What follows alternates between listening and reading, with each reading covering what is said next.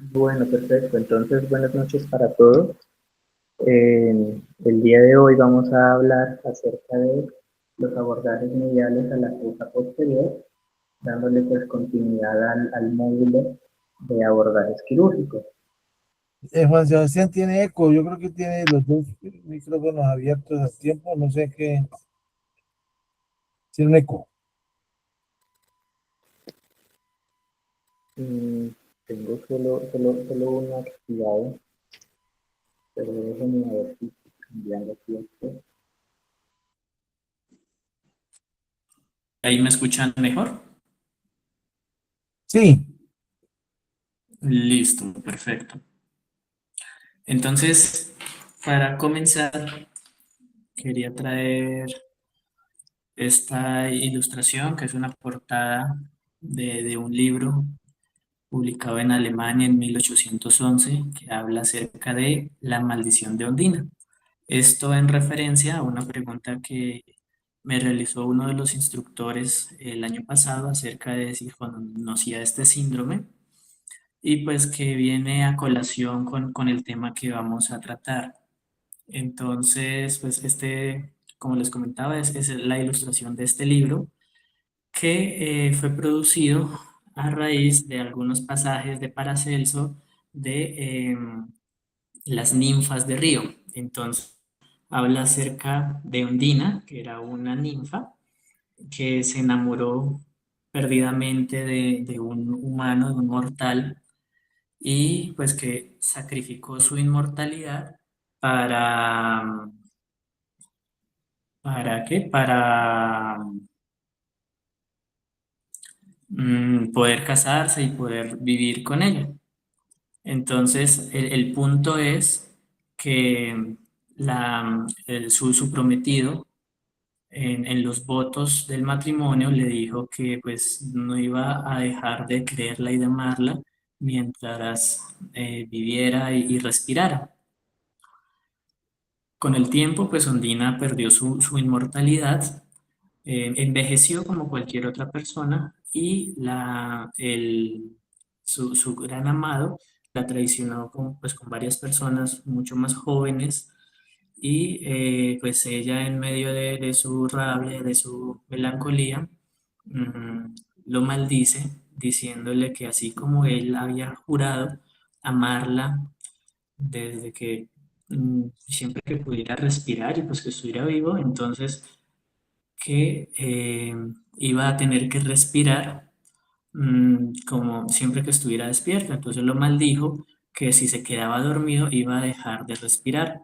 Y esto viene pues a colación ya a algo que está bien documentado en la literatura, que es un síndrome de hipoventilación central y que es una de las complicaciones que si bien puede ser adquirido de causa genética extremadamente raro, también puede verse en lesiones o tumores de fosa posterior o puede ser una complicación anecdótica y muy extraordinaria de realizar abordajes mediales justamente a la fosa posterior hacia el cuarto ventrículo. ¿Y en qué consiste este síndrome? Pues es simplemente eso, que hay una pérdida de la capacidad involuntaria para mantener el control respiratorio. Entonces, teniendo en cuenta este preámbulo, vamos a realizar esta reseña histórica acerca de los abordajes mediales de fosa posterior, en donde tenemos que desde 1890 William McEwen realiza las primeras descripciones para acceder a la fosa posterior a través de la línea media, a través de una laminectomía suboccipital, y desde esa pues describió drenaje de abscesos a nivel cerebeloso y que podía llegar o acceder directamente al bulbo raquídeo. Entre 1920 y 1930, Harvey Cushing perfecciona o da los indicios ya de los pasos para realizar una craniotomía suboccipital media y es como pionero en la exploración del cuarto ventrículo y de la región pineal, adaptando una apertura dural lineal a nivel pues, de línea media y una posición prono que más adelante se modificaría o se ajustaría para unas consideraciones especiales que faciliten este abordaje. Entre 1950 y 1960, Dandy principalmente establece el abordaje suboccipital mediano ya como una vía estándar bien difundida para acceder a las lesiones de la línea media. Y aquí aparecen conceptos de apertura vermiana para acceder al cuarto ventrículo. Ya después, en 1970, con el auge de la microcirugía moderna, el uso del microscopio quirúrgico y los instrumentales pues, de micro, se mejora un poco la visualización de las diferentes estructuras cerebelosas, vasculares, nerviosas, y comienza a realizarse aperturas telovelares a través pues, del velo medular y del vermis superior e inferior, dependiendo la zona de la patología que queramos abordar. Después de 1990 aparece pues ya el auge de toda la parte de neuromonitoreo, de neuronavegación, en el que pues, se aumenta la certeza o la avidez quirúrgica, y de esa manera se buscan abordajes que limiten o que disminuyan la retracción cerebelosa y la manipulación de estructuras neurovasculares. Ya después del 2000 aparecen abordajes ya de neuroendoscopia, en el que se reduce pues el tamaño de las craniotomías, de la exposición del parénquima cerebeloso, y pues se buscan corredores para disminuir morbilidad, mortalidad, y eso influye también en estadísticas de dolor posoperatorio y de estancia hospitalaria. Y ya más recientemente, pues son técnicas híbridas que combinan todo lo anterior, enfocado pues a la patología propia del paciente, con el fin de disminuir al máximo la morbimortalidad y pues de generar mejores desenlaces funcionales. Entonces, pues vamos a hablar primero pues de la anatomía brevemente de la fosa posterior, en el que tenemos pues digamos que en sus límites cefalocaudal tenemos dos límites. En el límite superior o cefálico, la fisura tentorial, y en el límite caudal, el agujero magno, el foramen magno. Y tenemos pues, justamente el tentorio, esta estructura en forma de tienda que va a albergar principalmente pues, el cerebelo y toda la parte del tallo cerebral asociada a todas las estructuras neurovasculares que vamos a describir más adelante.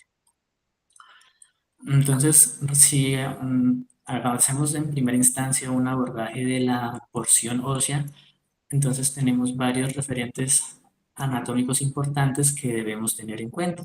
Entonces tenemos el dorso celar, la porción basilar del hueso occipital, la porción petrosa del temporal, la porción mastoidea del temporal, el canal hipogloso, la porción escamosa del occipital, el conducto auditivo interno, el foramen yugular, y aquí en esta zona pues tenemos una de las primeras representaciones que Andrea Besario realiza acerca de la anatomía y de de la fosa posterior y de la disección del tentorio en su libro Humanis Corporis Fabrica.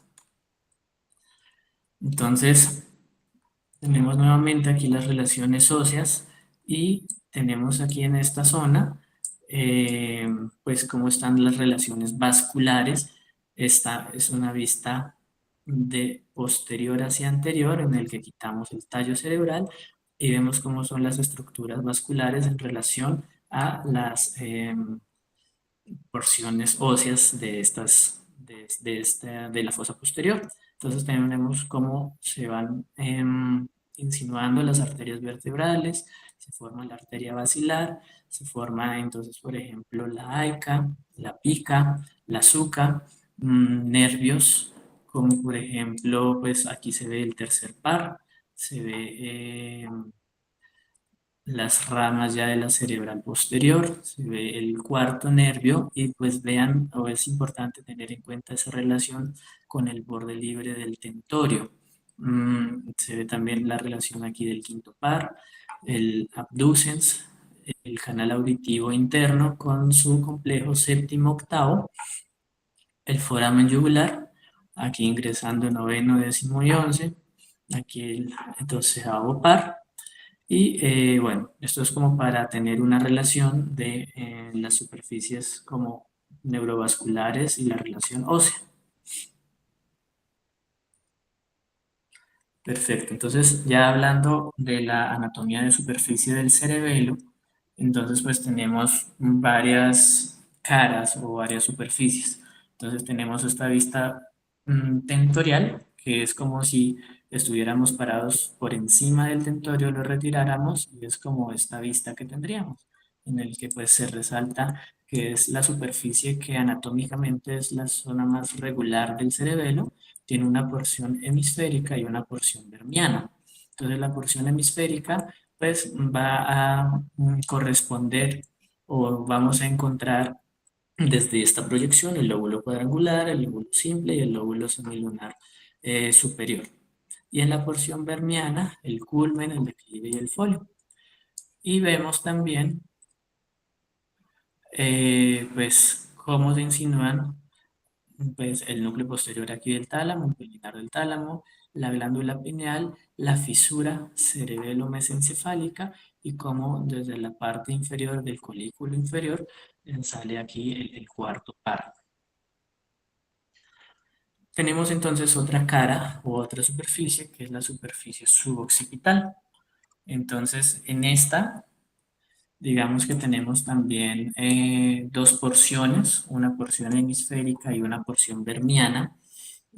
Para ubicarnos, estamos justamente por debajo del seno transverso e inferomedial hacia el seno sigmoide. Entonces, en la porción hemisférica vamos a encontrar el lóbulo semilunar superior e inferior, los lóbulos biventrales, las amígdalas. Y en la porción vermiana, en su porción céfalo-caudal, pues vamos a tener el folium, tuber, pirámide y óvula. Vamos a tener aquí en la mitad de las amígdalas la relación o la continuidad de la fisura cerebelo-medular. Y la otra cara o superficie del cerebelo que vamos a reconocer es la superficie petrosa. Entonces está justamente adyacente al aspecto posterior del hueso petroso y tiene una porción también craneal y una porción también caudal.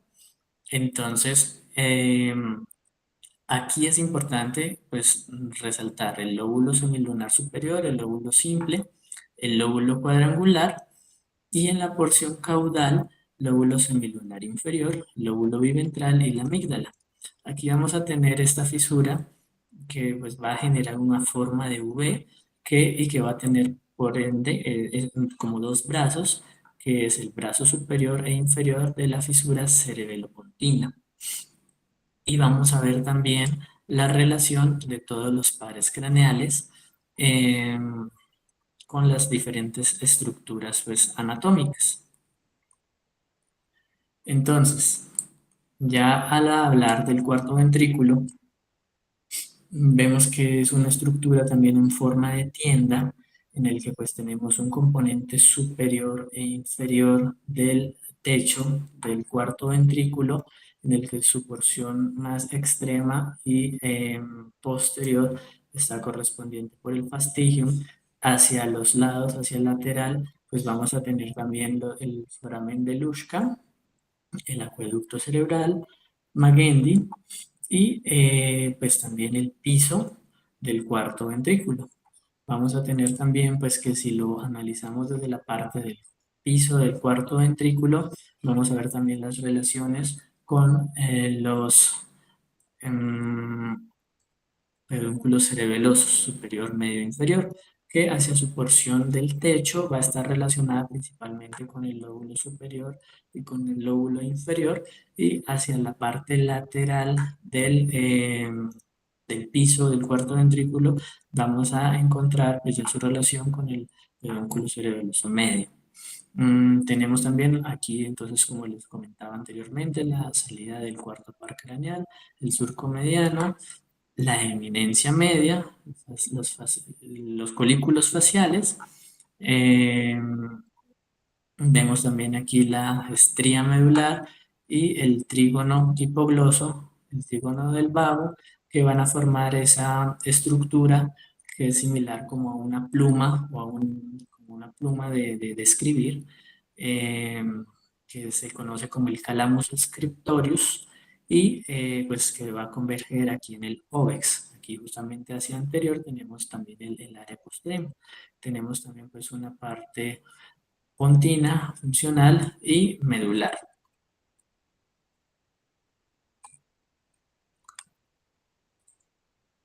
Listo.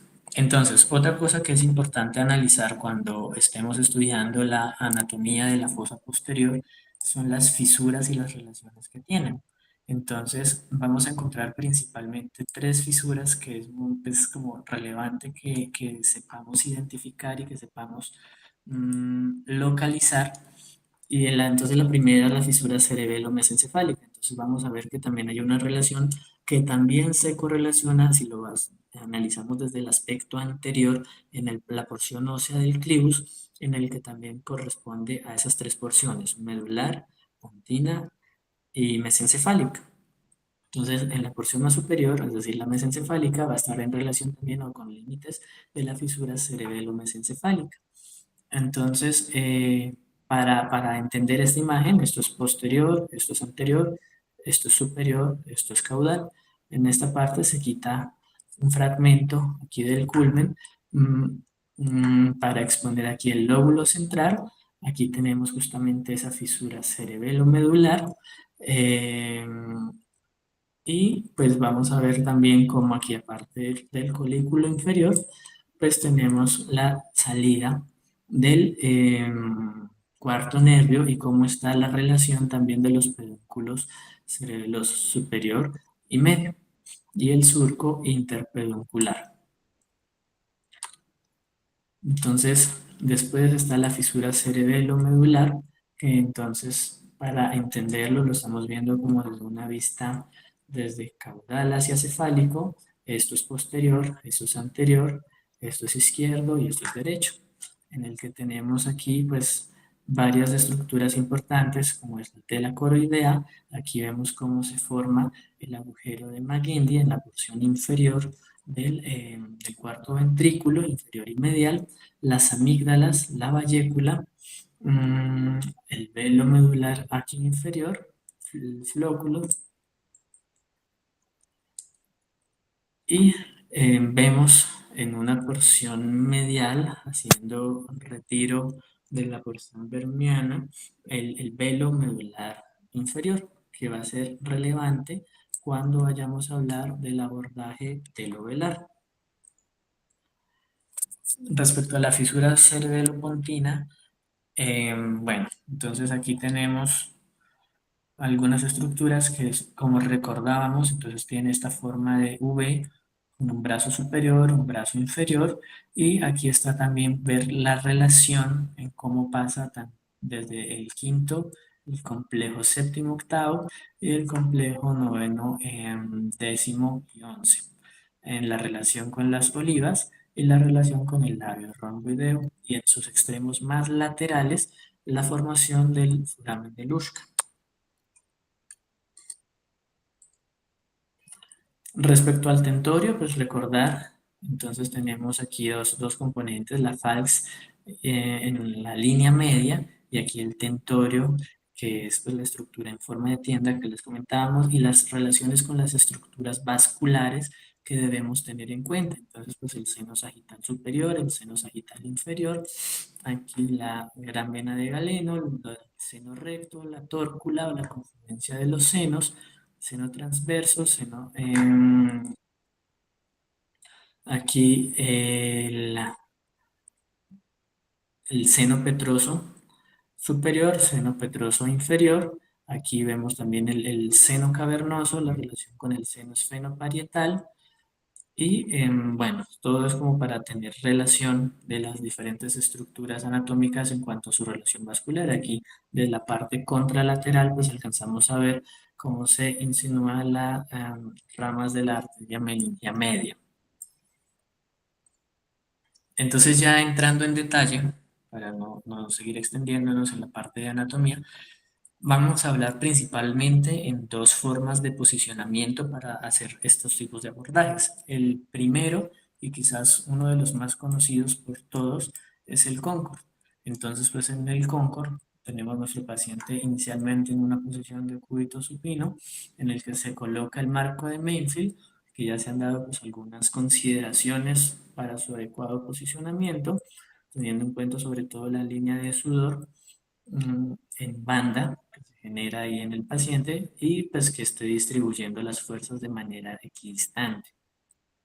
Después se ubica en posición prono con algo de flexión de la cadera de las rodillas y luego se hace una flexión de la parte cervical para tratar de garantizar un ángulo recto entre la columna y la parte suboccipital.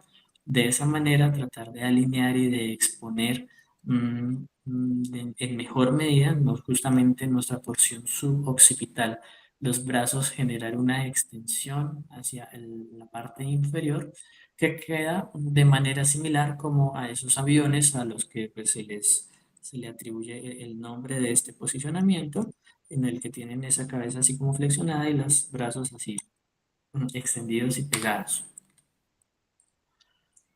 La otra forma de posicionar a nuestro paciente para abordajes de fosa posterior es la posición semisentado.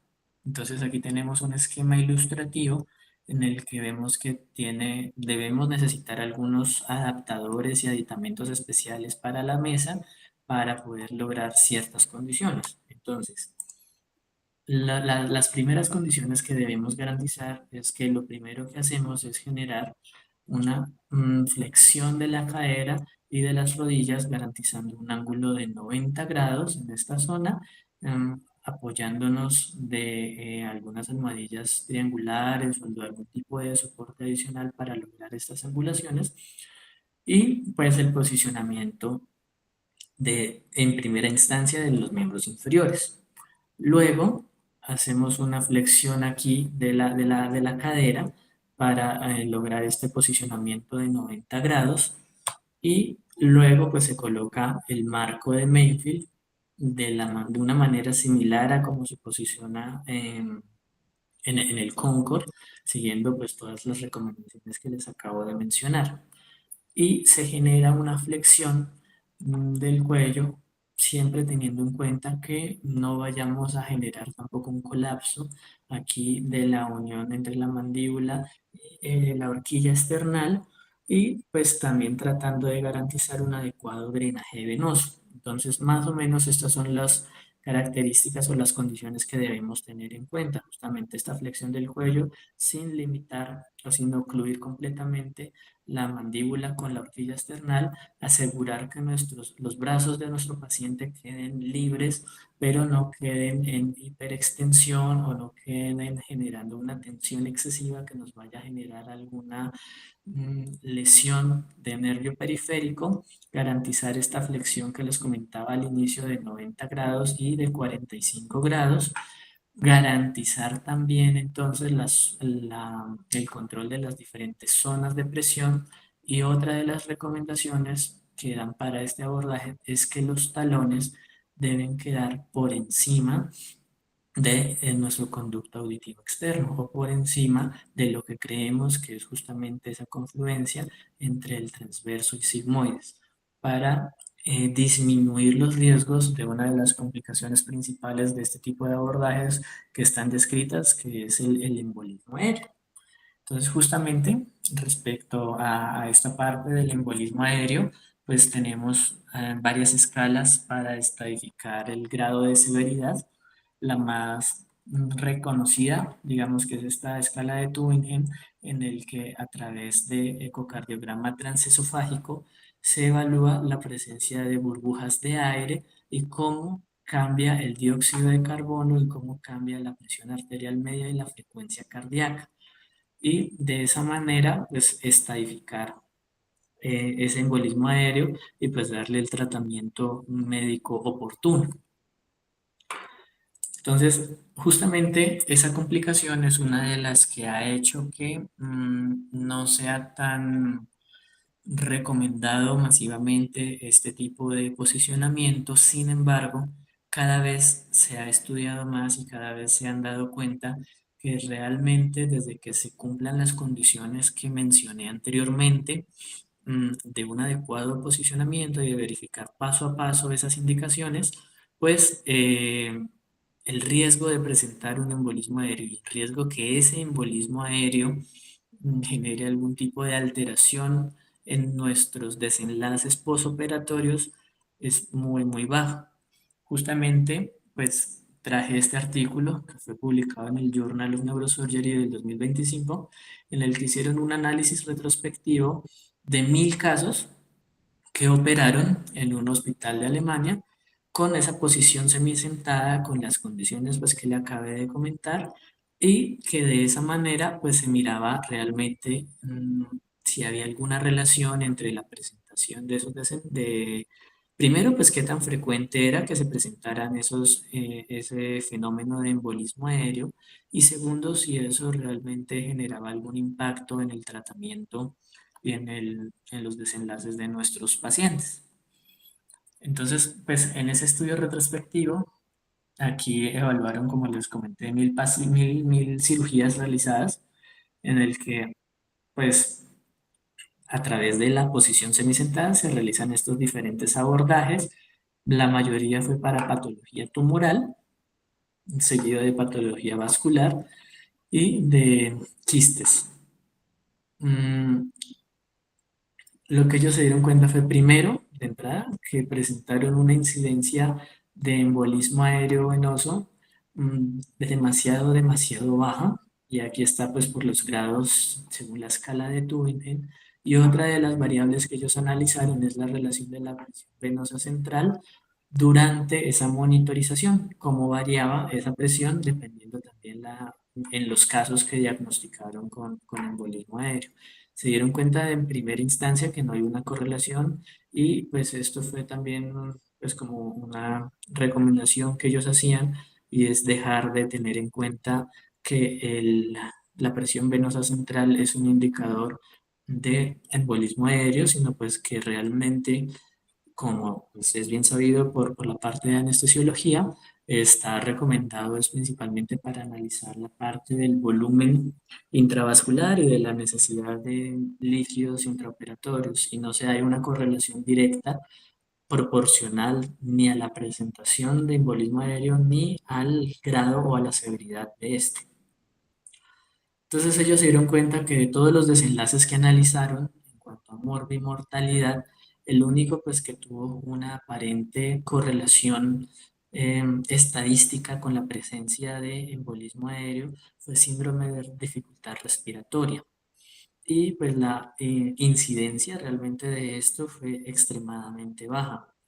Otra de las cosas importantes es que en pacientes que durante el transoperatorio documentaron que tenían un foramen oval permeable, a pesar de eso, no hubo la aparición tampoco de embolismos paradójicos o de alteraciones secundarias por presentar ya esta anomalía estructural.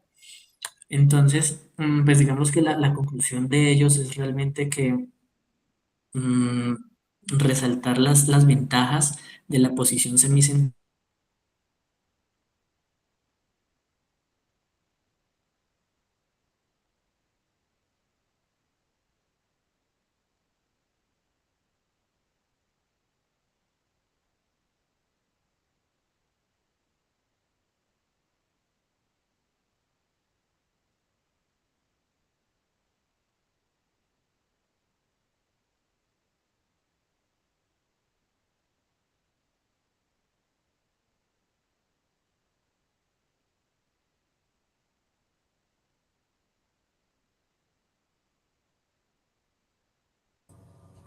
Se fue Sí, todo, no sé. no le oigo Ujú. nada. Repita la Es última para diapositiva el que no drenaje se y para escucha controles nada. blandos, que nos va a tapar el campo quirúrgico, sino que pues por miedo. ¿Ahí me escuchan bien? Sí, Sí, se fue por un momento, como la anterior. Ok, listo.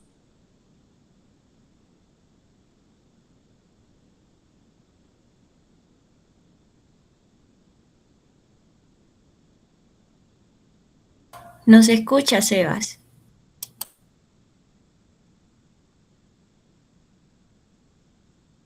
Complicaciones pues que vayan a afectar estos desenlaces, que el único pues que realmente presentó una correlación ahí aparentemente estadísticamente significativa fue la presencia de síndrome de dificultad respiratoria del adulto, que se presentó en un total de 3 de los 100, de los 1000 casos, y pues realmente no se sabe si es por el tamaño justamente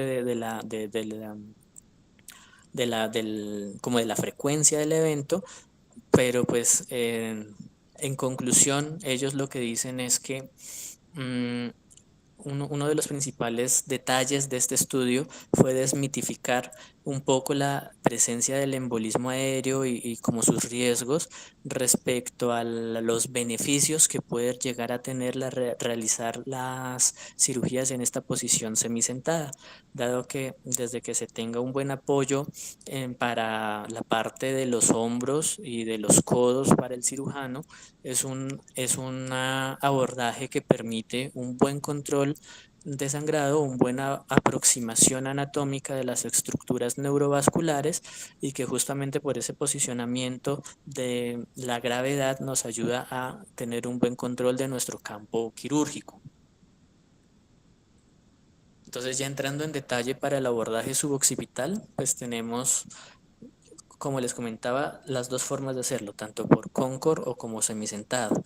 En esto, dependiendo de la extensión de la lesión que nosotros queramos buscar, si es una craniectomía descompresiva, si es un Chiari, si es un tumor a nivel del cuarto ventrículo, si es un tumor a nivel medular, dependiendo es la extensión de la lesión, de la incisión a nivel de la línea media. De manera clásica está descrito entonces pues algunos reparos anatómicos, que pues es lo que ya les acabamos de comentar, en el que debemos tener en cuenta el seno sagital superior, la tórcula, el seno transverso, el ilion, ver también el arco de C1, la parte de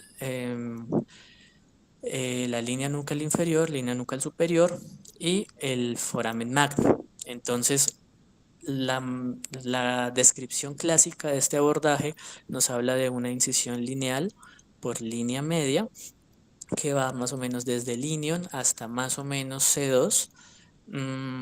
De ahí se hace una disección por planos.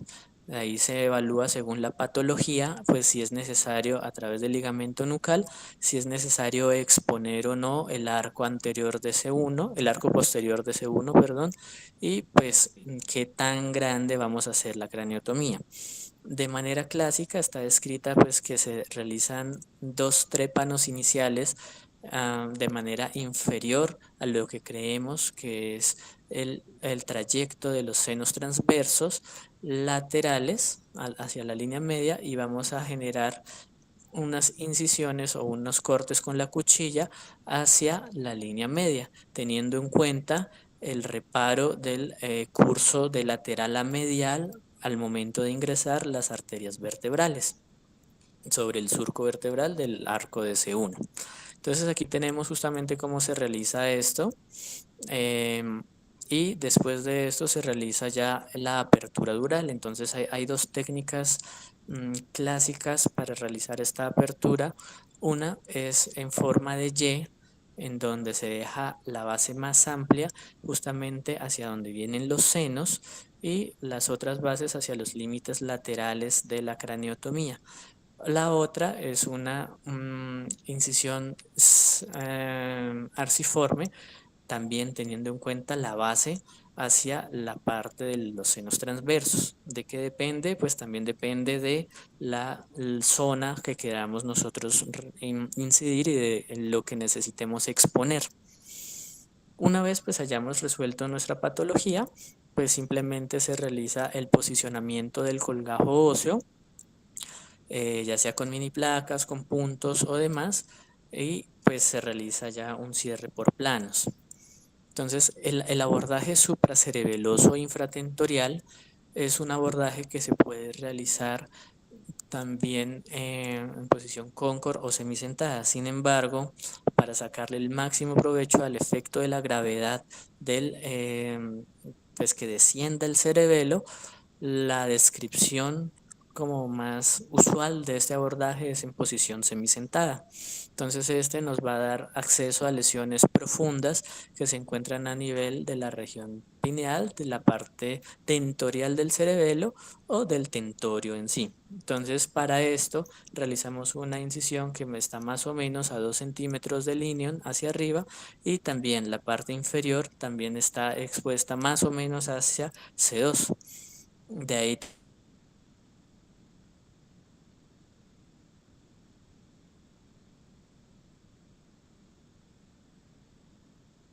Sin sonido.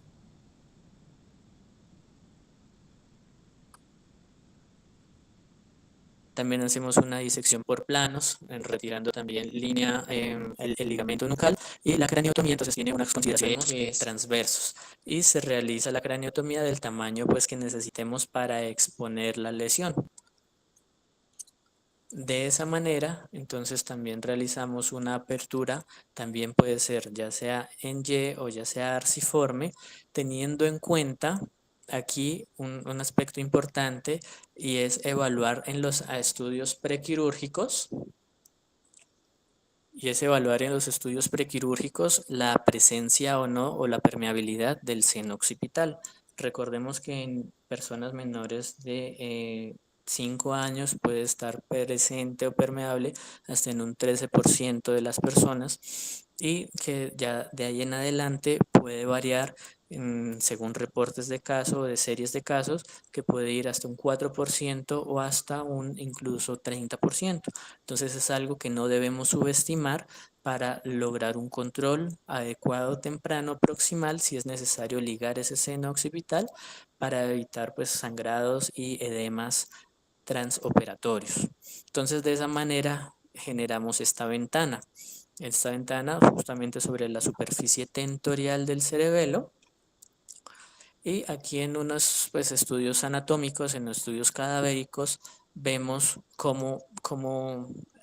cuáles son como las estructuras a las que podemos acceder. Entonces aquí vemos justamente el culmen, vemos el declive, el folium, el lóbulo semilunar superior, la fisura primaria, y vemos aquí también el tentorio, el seno tentorial. Aquí vemos cómo está ligado una seno occipital, y yéndonos hacia profundo, si magnificamos aquí esta imagen, entonces vemos vena vermiana superior, vemos la glándula pineal detrás o anterior, mejor dicho, hacia este complejo venoso, vena basal de Rosenthal, el culmen, justamente aquí se insinúan también los senos transversos, y esto pues es simplemente una magnificación acá, en donde vemos también pues acá cómo es la relación de los colículos, la glándula pineal y las venas vermiana, la língula y el esplenio, justamente en su componente anterior y superior. En cuanto, pues una vez hayamos resuelto la patología por la que realizamos este abordaje, el cierre realmente es muy básico, en el que se vuelve a posicionar el colgajo óseo. Más adelante pues les explicaré por qué hago tanto énfasis en siempre mejor posicionar los colgajos y realizar un cierre por planos. Respecto al abordaje teolovelar, pues en esencia el abordaje inicial es igual a un abordaje suboccipital, pues a lo que ya hablamos previamente, pero entonces ya cuando exponemos, realizamos la durotomía y demás, entonces vamos a encontrar justamente estas estructuras. Entonces, el abordaje telovelar, como hablé al inicio, es una alternativa para acceder justamente al cuarto ventrículo, a su porción tanto superior como inferior, dependiendo qué tanto abramos del velo medular, y de esta manera no transgredimos el vérmix. Entonces hay que tener en cuenta la rama, pues digamos que algunas estructuras importantes, y es que lo que vamos a ubicar es las amígdalas cerebelosas, la úvula, vamos a ubicar el tronco medial de la pica, el tronco principal de la pica, lateral, y vamos a ubicar también las ramas vermianas de la pica. Entonces, justamente cuando generamos esta atracción a través de las amígdalas, ya se nos insinúa la tela coroidea y el velo medular inferior o la tela medular inferior. Entonces, en esa unión entre la tela coroidea y el velo medular inferior es donde, dependiendo si nosotros queremos acceder a la porción superior o a la porción inferior del cuarto ventrículo, según donde esté nuestra lesión, es donde vamos a analizar, a realizar pues la apertura de dicha tela. Esta es una vista un poco más desde inferior en el que podemos ver que después de retirar justamente ese velo medular y la tela medular, la tela coroidea, ya tenemos pues la exposición del plexo coroide, siempre teniendo en cuenta nuestras relaciones tanto de la rama lateral como de la rama medial de la pica. La pica es la que nos va a ir guiando a través pues, de este tipo de abordaje telovelar. Entonces, cuando ya hacemos aquí un desplazamiento de las estructuras vermianas hacia superior y un poco hacia lateral, hacia lateral contra lateral, ya encontramos justamente pues donde las estructuras que queremos encontrar. Entonces, el surco mediano, la eminencia mediana, los colículos faciales, vemos también, por ejemplo, el trígono del hipogloso, el trígono del vago, el ópex, pues todo lo que revisamos anteriormente. Si nos vamos más hacia lateral, entonces de la fisura pontomedular y cerebelomedular, entonces, recordemos lo que yo les comentaba anteriormente, que hacia su componente más lateral vamos a encontrar la formación del foramen de Luschka y vamos a ver la relación con todos los otros pares. Entonces aquí está el canal auditivo interno, pasando a través de él el complejo séptimo octavo, el foramen yugular y pues los pares correspondientes. Entonces es un abordaje en el que no transgredimos el parénquima, en el que nuestro corredor va a estar dado siguiendo esas fisuras y siguiendo la relación también de la pica, y pues que podemos acceder muy bien a las diferentes porciones del cuarto ventrículo según la patología. Y este es un artículo en el que mostraban justamente la realización de un abordaje telovelar a través de endoscopios de 30 y de 45 grados y de cómo pues se ve a través de pronto craniotomías mucho más pequeñas, las mismas estructuras y los mismos corredores pues que acabo de mencionar, ¿vale? Entonces, el occipital transtentorial es otro abordaje que podemos utilizar para acceder a lesiones ya un poco más superiores a nivel de glándula pineal, a nivel del tentorio, que tengan algún componente supra e infratentorial. Entonces, ¿de qué depende? Entre el supracerebeloso infratentorial y el occipital transtentorial, por cuál nos inclinamos o cuál proponerle a nuestros pacientes. Una de las principales razones o variables que debemos tener en cuenta es el ángulo tentorial. Hay varias maneras de calcularlo.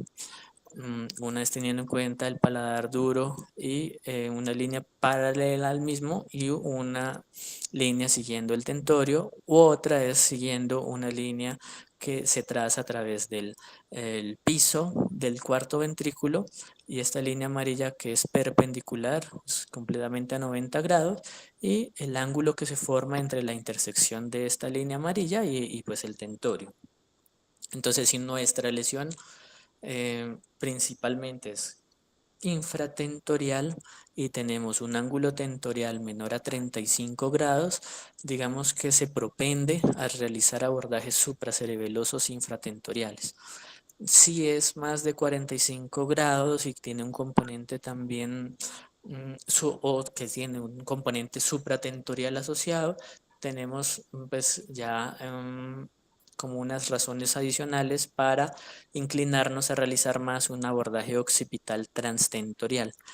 En ese rango medio, lo que recomienda la literatura es evaluar también cómo es la relación de la lesión respecto a la vena de galeno, si tiene o no extensión hacia el esplenio, y evaluar también la dominancia de las venas puentes occipitales. Entonces, teniendo en cuenta pues todo eso, es que debemos escoger cuál sería el mejor abordaje para realizar en nuestros pacientes. Y después nos damos cuenta que han surgido, con el auge de las técnicas mínimamente invasivas, abordajes híbridos a través de endoscopia, en el que a través de estos dos tipos de abordajes combinados aumentamos nuestro ángulo de cobertura y podemos acceder a lesiones mucho más grandes. ¿Listo? Entonces, ya entrando en detalle en el occipital transtentorial, tenemos, digamos que, dos formas de realizar el posicionamiento: un lateral para lesiones que estén ubicadas en solo un lado o un hemisferio y que sean menores de 3 centímetros, o en una posición cóncord o semisentado también en lesiones grandes que midan más de 3 centímetros. Entonces, dependiendo del tamaño, escogemos también la forma de posicionamiento del paciente y debemos tener en cuenta pues nuestras relaciones. Dependiendo también el tamaño de la lesión, es el tipo de herida. Se puede hacer incisiones en herradura o incisiones en línea recta. Depende también pues de la extensión y de la profundidad de la lesión que nosotros necesitemos. Entonces, para esto, digamos que en este libro lo que ellos recomendaban era una incisión bastante grande, exponiendo más o menos 4 centímetros hacia cada lado y teniendo en cuenta una ventana, dependiendo si necesitábamos hacerlo bilateral. Esto era para un meningioma que tenía componente tanto de la falx como del tentorio. Entonces, pues dependiendo la lesión, es como vamos a realizar nuestra incisión. Para lesiones mucho más pequeñas, por ejemplo esas de menos de 3 centímetros, solo con irnos 2 centímetros lateral hacia la línea media y una incisión de 4 a 6 centímetros, se logra realizar una craneotomía suficiente, teniendo en cuenta nuestra base hacia medial del seno sagital superior y base hacia inferior del seno transverso, la exposición de la lesión. Entonces, una vez realizamos la craneotomía, se genera una retracción del lóbulo temporal hacia lateral, teniendo en cuenta pues la falx, el seno recto, y de esa manera nos dirigimos hacia profundo, hacia la parte del borde libre del tentorio, teniendo cuidado justamente de ese cuarto par, como lo habíamos comentado previamente, y analizando, dependiendo su componente supra o infratentorial, cómo vamos a cortar el tentorio. Si tiene un componente netamente infratentorial, se realiza una incisión recta en la parte más o menos 2 centímetros hacia el lateral o 1 centímetro hacia el lateral del tentorio, teniendo en cuenta pues que de manera translúcida o de manera contralateral y en los estudios por venografía o de resonancias previas de nuestro paciente, que no haya ninguna relación con ningún vaso importante a dicho nivel.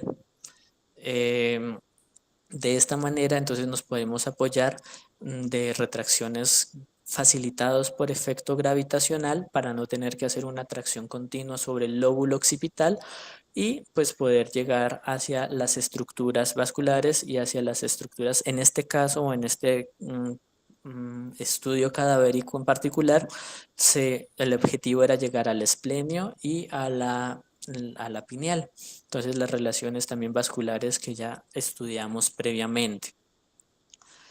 Y esta es una paciente con un tumor también de la pineal, en el que se evalúa, aquí está entonces el aspecto medial, aquí está la falx, aquí está realizándose una retracción hacia lateral del lóbulo occipital, aquí está el seno sagital superior, aquí está el seno transverso y aquí está toda la parte de la falx.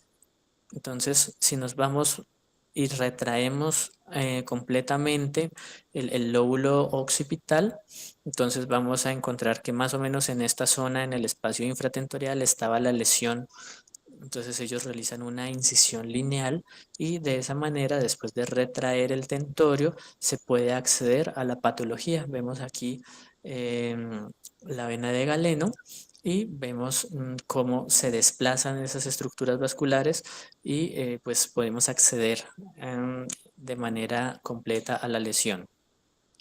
Entonces, uno de los factores importantes a la hora de acceder a este tipo de patologías es cuándo vale la pena realizar una toma ventricular, cuándo vale la pena dejarles una ventriculostomía antes, durante o después de la cirugía. Entonces, este es un estudio retrospectivo realizado en China en el que evaluaron pues cómo le iba justamente a estos pacientes. Entonces, ellos dividieron a los pacientes en 3 grupos. En un grupo que se les colocó, por decirlo así, profilácticamente una derivación antes o durante el inicio del abordaje para la resección del tumor, otros que no se les colocó nada y pues lo que ellos quisieron analizar es si habían variables que generaran algún tipo de dependencia para la aparición de hidrocefalia que generara pues que tuvieran que dejar la derivación externa y que después se tuviera que realizar un posicionamiento de una derivación definitiva. Entonces aquí está por grupos de patologías tumorales y las características de los análisis bivariados. Entonces las características de crecimiento, esto de L2, L3, L4 es como la proporción de extensión en sentido anteroposterior de ocupación del tumor, siendo L2 pues la menor proporción y L4 ya que ocupa prácticamente todo el diámetro anteroposterior de la fosa posterior. En este sentido, digamos que lo que ellos analizaron fueron varias cosas. Lo primero es que el hecho de que haya hemorragia postoperatoria, que haya hidrocefalia ya diagnosticada desde el preoperatorio o que haya una resección subtotal, y este pues es un poco interesante y es la posición semisentada también mostró algo de relación, pero pues ese sí no lo consideraron como una variable estadísticamente significativa como a tener en cuenta dentro de los criterios, simplemente que salió dentro del análisis multivariado. Y digamos que ellos dan varias recomendaciones en esencia. Entonces, lo primero es que no a todo el mundo se les debe colocar las derivaciones. Entonces, salvo que ya hayan signos de hidrocefalia aguda o que durante el transoperatorio para tratar de acceder al tumor se necesite generar algún tipo de relajación a pesar de las cisternas y demás, de realizar una toma ventricular, realizarlas en ese sentido, ¿listo? Entonces ellos sí dicen como no se le encuentra un beneficio real a ponerles derivación a todos los tumores de fosa posterior, salvo pues cuando lo necesitan realmente. Este es otro estudio realizado o publicado este año en el que se habla acerca de cómo le va a los pacientes que se les realiza craniotomía versus craniectomía en tumores. Entonces aquí es donde yo les decía pues que vale la pena hacer el énfasis de tratar de propender siempre a reposicionar el colgajo óseo. Entonces, en cuanto a la aparición de fístula del líquido cefalorraquídeo, pues teniendo en cuenta un resultado clínica y estadísticamente significativo a favor de la craniotomía con un índice de heterogeneidad bastante bajo entre los diferentes artículos. En cuanto a la presentación de pseudomeningocele, también está a favor de el grupo en el que se le realiza craniotomía. En cuanto a la infección del sitio operatorio o a la hidrocefalia posoperatoria, no hubo una diferencia clínicamente y significativamente estadística. Y ya para terminar la parte de los abordajes, este es un estudio del World Neurosurgery en el que proponen un nuevo abordaje dual a través de endoscopia para acceder a tumores complejos a través de los abordajes como una mezcla entre el supracerebeloso infratentorial y el occipital transtentorial interhemisférico. Entonces, ellos proponen más o menos lo que yo les decía, una incisión parasagital a nivel de 4 centímetros, dependiendo del lado de la lesión, y también una incisión a nivel del seno transverso también de 4 centímetros, teniendo en cuenta la referencia de la línea nucal superior. Una craniotomía que no excede los 3 centímetros en ambos casos y pues que a través de eso, dependiendo, como les comentaba, digamos que ellos lo que querían era evaluar tumores de glándula pineal o que tuvieran una extensión hacia el esplenio del cuerpo calloso. Entonces aquí están pues algunas de las estructuras que realmente ya revisamos en los abordajes previos y lo que quiero mostrar es que al realizar este tipo de abordajes se logra una exposición y un ángulo como tal de abordar la lesión mucho más amplio. Entonces tenemos una maniobrabilidad y una forma de evaluar la lesión desde diferentes ángulos de ataque. Y eso nos da también un área de superficie de exposición y tanto para resección mucho más alto con estos abordajes combinados. Esto es como el esquema gráfico que ellos realizan en el que se comparan el abordaje tradicional endoscópico en el que se mete todos los instrumentos, tanto el endoscopio como los disectores y la succión por un solo puerto, versus por esta variante en el que se pone el endoscopio en el puerto occipital transtentorial y los instrumentos se avanzan a través del puerto supracerebeloso infratentorial, que es pues como lo que salió de la recomendación de los expertos. Y ya para finalizar la charla, entonces realicé este tabla de resumen en el que pues dependiendo del tipo del abordaje, cuáles son las estructuras, las ventajas teniendo en cuenta las estructuras que vamos a acceder, las desventajas y las limitaciones y cuáles son las estructuras que debemos tener como en cuenta o como referencia para evitar lesionar cualquiera de estas. Y eso sería todo. Bueno, muy bien, Juan Sebastián, muchísimas gracias por la presentación y felicitaciones. Realmente estuvo bastante didáctica y me pareció bastante completa. Como lo mencioné la vez pasada, pues esto es cuestión de repetición y repetición del abordaje en vivo, ¿no?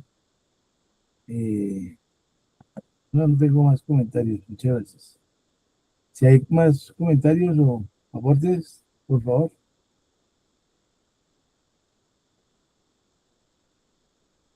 Preguntas.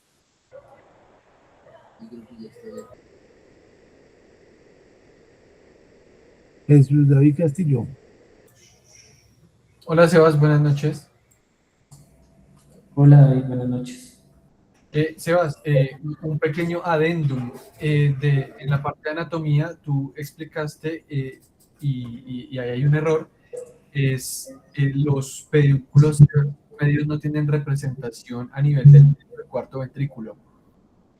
De hecho, lo que forma el techo del cuarto ventrículo son los pedúnculos cerebelosos superiores, la tela coroidea, el velo medular superior, perdón, y a nivel inferior, pues son los pedúnculos cerebelosos superiores, pero los pedúnculos cerebelosos medios no tienen representación. Sí, o sea, lo que yo decía es que justamente hacia el techo tiene representaciones del pedúnculo cerebeloso superior y un aspecto del inferior, pero que a través del piso hacia la parte lateral, ya cuando se va a formar los agujeros de Luschka, sí tiene relación con los pedúnculos cerebelosos medios.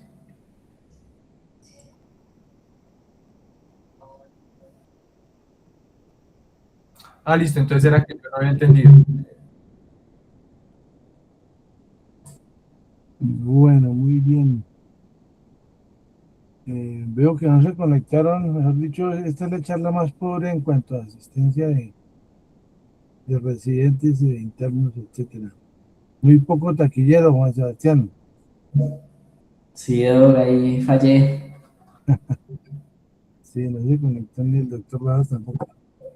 Bueno, muy bien. Entonces damos por concluida la sesión. El doctor, yo creo que el doctor Rojas se le salió la charla porque él estaba conectado. ¿Ah, sí? Sí, Sí, sí. yo lo vi conectado gran parte de la reunión, sí, señor. Ah, bueno. Sí, estuvo hasta el final Ah, de bueno. la charla. Los comentarios sí, Cesario. Bueno, muy bien. Bueno, mañana nos vemos. Hasta luego, que sí. Gracias. Bueno, muchas gracias, hasta luego. Feliz noche.